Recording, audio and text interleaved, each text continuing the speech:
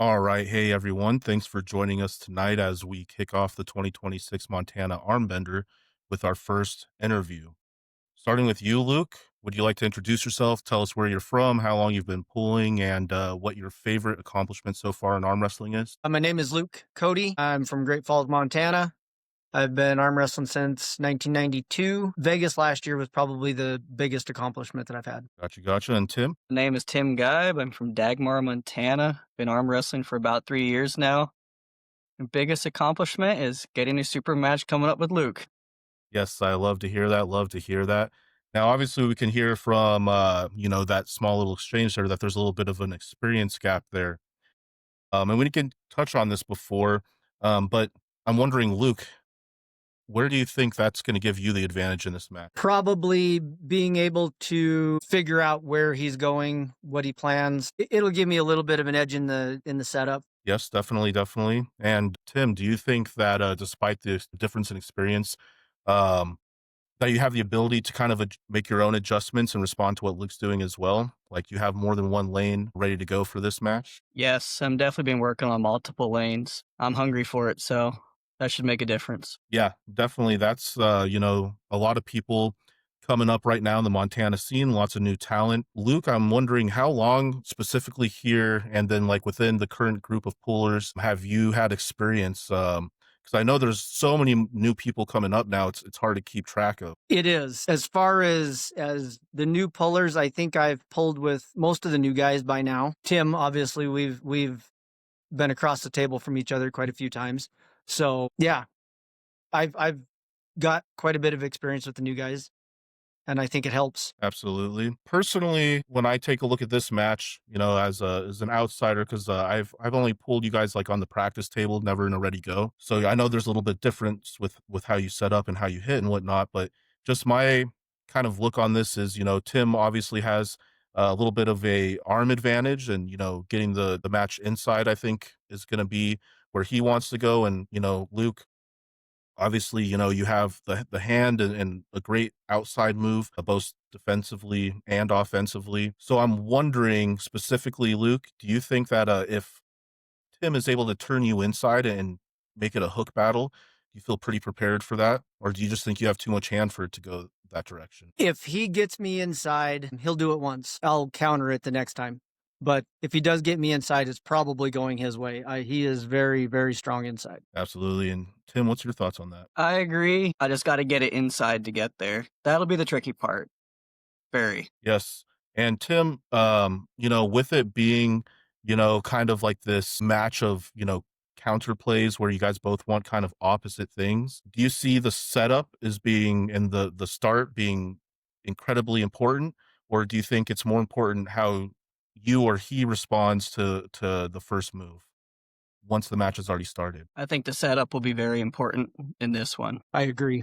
And yeah, and going along with that, Luke, do you think just given your experience and your reputation for your hand, do you think that that just means that the setup is going to go your way and Tim's going to have to respond to whatever you do? I would like to think so, but not necessarily. We have about the same hand size. I think he's got just a little bit longer lever than I do. If he plays his cards right, he can definitely have some advantages there. So if he works on that, I think he's going to be a handful. Yeah, definitely. We've seen, earlier this year at the Magic City Arms event that you were part of, Tim, those matches that where you were able to get inside just looked really dominant. So we've seen how much you can skew the kind of like perceived effort or like the perceived win chance once you get your way. But let's say that you're not able to pull it inside. Are you still confident that you have enough power to, pull through as, from an outside position? I truly don't know. That's why I'm working on that really, really hard. Because I can't count on going inside. I have to be able to go outside. I got to have multiple lanes. Definitely. Now, since we have, a couple matches from the Armbender already announced, which matchups specifically, Luke, are you most interested in so far? Or should I say, which one are you most looking forward to that's been announced? Logan Anderson at this point. Yes, it's hard not to be a big fan of Logan. Like I said, whenever you have someone with that just raw talent and potential and just so much like just strength, because people always talk about when they come into arm wrestling, it's like, oh, you can't just be strong right away because there's arm wrestling specific strengths. And then Logan's a person who just kind of already had the strengths. He just kind of needed to learn, the technique and get more experience. So far from what you know about both competitors, are you thinking it's going to be close? Do you think, given his performance versus Chuck, that he might just be able to run right through Jordan, considering that Chuck was able to beat Jordan twice on the same arm earlier this year?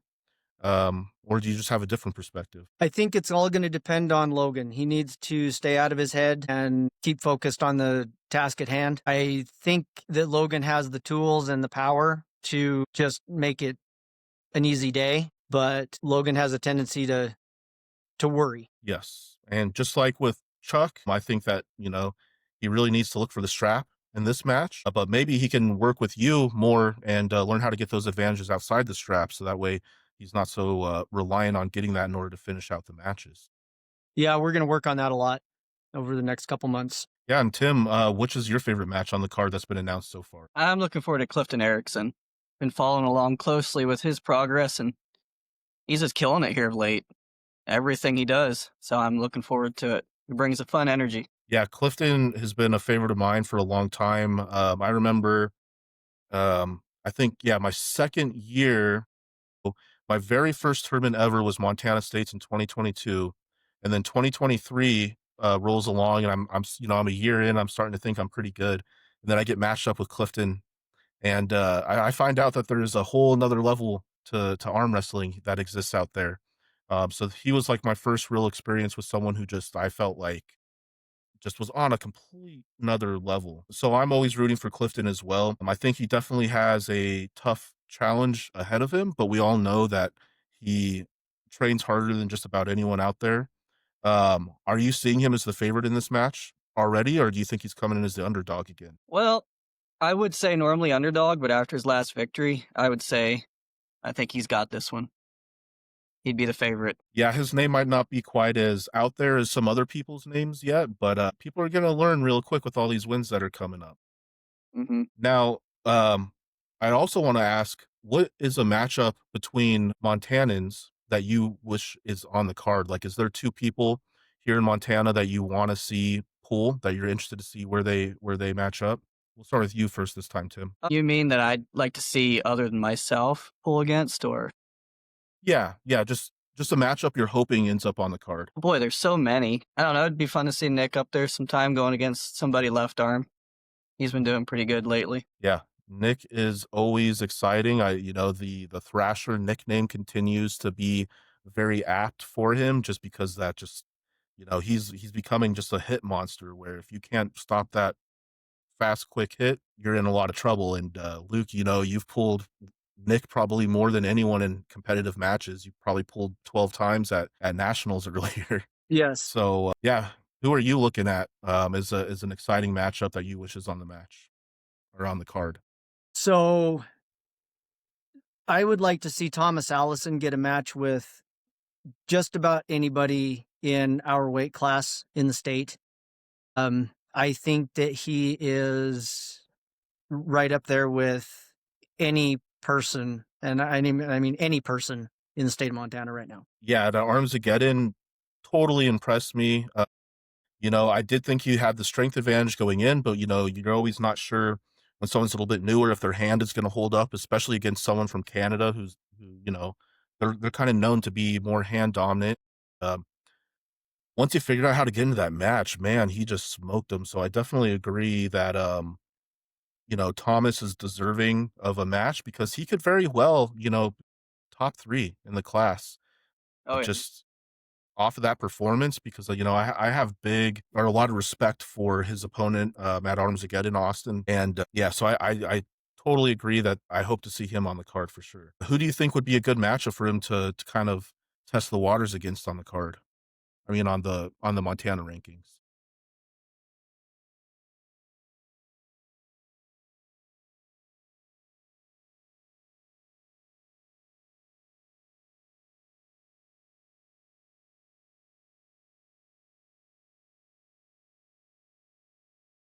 So you already think that he could be, potentially good enough to get that stop on someone like Hunter? Or maybe do you even think like a Josh Wilson would be a good match for him? Assuming that Josh is like 176 or below.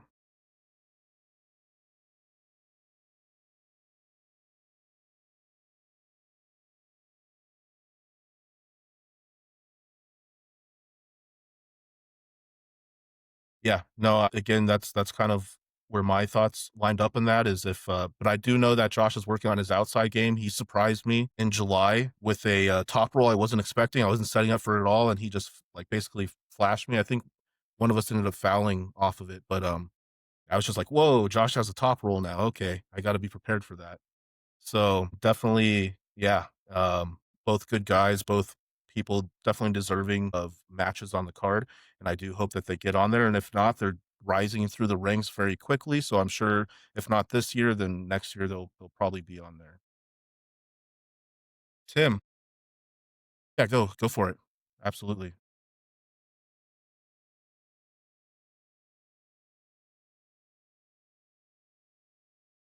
Oh yeah, yeah. No, definitely think that's interesting. Not so much on the left arm with Jaden, but definitely his right arm is really, really, really good. Yeah, that's a really good one, Luke. And Tim, I was going to ask too, so we can kind of get back into your guys' match. What is the one thing, or what is the things that you think Luke absolutely needs to avoid? Where do you think he stands no chance against you? In the hook, the deep hook. I've seen Luke fight pretty hard through there before, so I don't think he's fully out of the match once he gets in there. Yeah. Honestly, I don't know. Like I said, I've actually never beaten Luke right-handed. So really, he might surprise me in the hook even. I really don't know. I would love to go there one round and see how it goes. But yeah, be fun. Yeah, and Luke, if you were in Tim's corner coaching him against yourself, where would you tell him to avoid or stay out of? Where do you think he stands just absolutely no chance no matter what happens? Yep. That's what's gotten me every time. Yes, as a fellow inside pooler, I totally understand that. When you feel the base of that wrist like loading into your pinky, you're always just like, "Oh, this is about to suck." So, absolutely understand it there. Do you have any closing comments for, anyone who's watching or your competitor before we sign off for the night, Luke?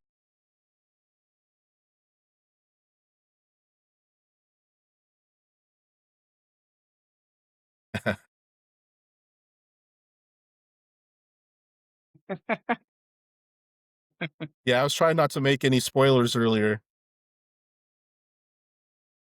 Yeah, it's gonna be a great time, like, name a better time than the Montana Armbender. Like, it's always just such a good environment, such a fun place to be. The crowd, I don't know that you can see a crowd anywhere get into arm wrestling as much, and yeah, it's just been the honestly, I think it's the premier event in the whole region, Canada included, so I'm definitely excited for this. And Tim, what are your closing statements? I'm really looking forward to our match. I hope it's a banger. It's not all one-sided. We have a pretty good match up there, and ultimately, hopefully I win, but Luke's a good opponent, so I guess we'll see. And if I beat you, Luke, I will give you a pack of 10 millimeter sockets so you can keep your wrists busy in there without losing them all. Get that hand stronger. Well thought. Now, before we do completely close out, I have to give my closing statements to give my prediction on the fight. So, right now, just with everything, given the history, given the experience and what we know so far, I do give the edge to Luke. Earlier in the year, if it was like March timeframe, I probably would have said it was a 60-40. But honestly, I think it's only a slight edge now. I think I have to give Luke the 55-45, just because I think that Tim has just gotten, really strong. He doesn't have as much table experience, nowhere near as much competitive experience, and sometimes he struggles with the adjustments. But I've seen the people he gives troubles to, and I did because I do weigh a little bit more. I did get to see a lot of your matches at the tournament, so again, I do think that the strength level has caught up, and now we just have to see where the hand and the setup lies. So that's my assessment on the match. And without further ado, thanks for joining us, guys. If you like what we're doing here, please like and subscribe, and we will catch you guys next time.